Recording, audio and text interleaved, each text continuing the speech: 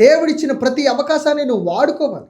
దేవుడు నీకు ఒక 24 గంటలు ఇచ్చాడంటే నీ నుంచి ఆయన నీ యొక్క మార్పు కోరుకుంటూ ఉన్నాడు. నువ్వు మారతావేమో అని ఒక అవకాశం ఇస్తూ ఉన్నాడు.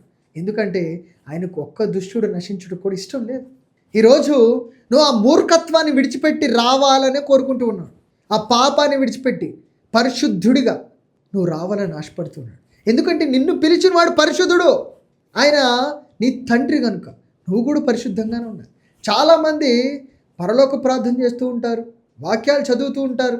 మరి ఆ పరలోక ప్రార్థనలో మరి ఆయన ఎంత పరిశుద్ధుడిగా ఉన్నాడు, వాక్యంలో ఆయన ఎంత నిష్కలంకలంగా ఉన్నాడు. ఆయన పాపం ఎరగనటువంటి వాడు. మరి నీవు సేవిస్తున్న నీ తండ్రి ఎలా ఉన్నాడు? మరి ఆ తండ్రిని పోలి నువ్వు కుమారుడిగా నువ్వు నడవాలి, కుమార్తెగా నువ్వు నడవాలి.